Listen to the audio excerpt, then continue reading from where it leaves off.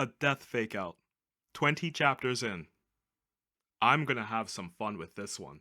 I didn't think that Gachiakuda could get any more generic. I mean, how could it? We'd already seen the good and bad organization, Rudo had already developed shifting motives, and he even quickly got a power-up despite not knowing how to control his new abilities just days earlier. In chapter 22, nothing happens. It takes a whole chapter for Rudo to discover that Grizz isn't actually dead, and the leader of the janitors, Corvus, decides to give Rudo a janitor uniform. Mind you, we don't actually see Rudo wearing the uniform until the next chapter, where it isn't even given any importance. So what was the point of the shadowy figure at the end of the previous chapter?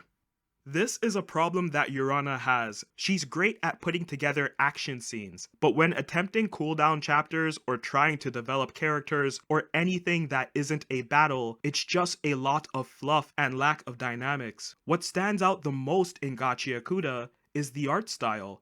It's a stunning aesthetic that is a collab between two artists, Ki Urana, longtime assistant on Fire Force, and Ando Hideyoshi, a highly talented graffiti artist. But something that became quite apparent was the declining quality of art as the series goes on. Same face syndrome is pretty bad here. There's less graffiti art than earlier on, and the character design is very uninspired. Any hope of a vibrant cast of characters with a variety of weapons, abilities, and outfits is quickly dashed out the window with each chapter. The writing is also wildly questionable. I still don't understand the point of Rudo being sent to the Abyss.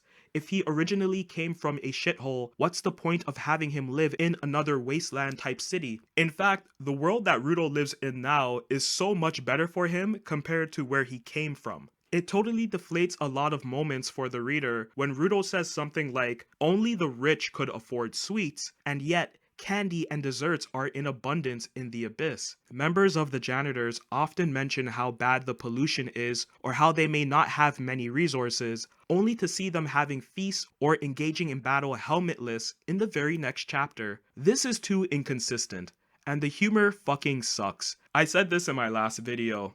Urana's style of comedy is fucking juvenile. Imagine a kid tells a joke around a bunch of adults, and all the adults give a chuckle because, maybe it was funny. And the kid takes it as like a sign of encouragement. So they keep on repeating the joke again and again and again, louder and louder, because they want to keep on getting those pity laughs. But that's not a good way of telling a story. Especially as a mangaka, you need to be able to have some sort of variance when it comes to your comedy. Otherwise, you're going to lose fans. Gachiakuda gets even more lost when we get to Canvas Town. That short arc feels somewhat pointless. We finally get all the janitors together, but nothing of significance happens there either. They just sort of leave when the mayor of Canvas Town starts spazzing. Next, they encounter Amo, one of the worst villains that I've read in a manga this year. That's not cap. I'd pick Gaia from Earthchild over Amo any fucking day. And what's up with the sudden fan service? I was actually into the fact that Gachi didn't have fan service or didn't exploit its few female characters, but within the last 10 chaps, Urana has introduced ecchi, and it's not good. It reads like a girl who doesn't do sexy shit on the regular, but tries to act sexy based off of what she's seen in media. It all comes off very uncomfortable and quite the opposite of appealing. There isn't one character in Gachiakuda that warrants a fan service scene. Urana, don't go down this path. You're not that kind of girl. If you like Gachiakuda, well, I'm sorry for the troubles you must be going through in your life, cause this manga isn't good, there's nothing redeeming here. It's so fucking generic and boring and just plain trash. The few things that set Gachi apart from other shonens, like its impressive artwork and the intrigue behind Rudo's past, his maimed arms, and the setup that sent him to the Abyss, have all but evaporated over the last few months, and I don't see how Urana can possibly dig herself out of this heaping pile of shit.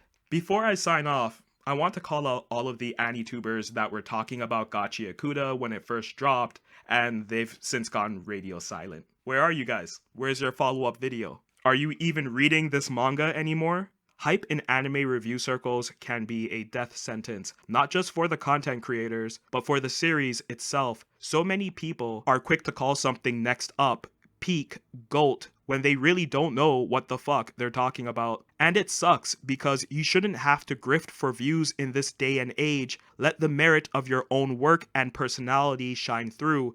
If you actually like Gachi, talk about its pros and cons and be honest about the cons. This isn't a bad series, but it's not peak like you thought. Doesn't mean you have to abandon it though. Show your support. You claimed at less than 10 chapters that this is the next big thing. So come out and talk your shit. Otherwise, you're gonna have dudes like me coming out and talking mine. I truly do think Gachi could turn out to be something special, but a lot of things are going to have to change.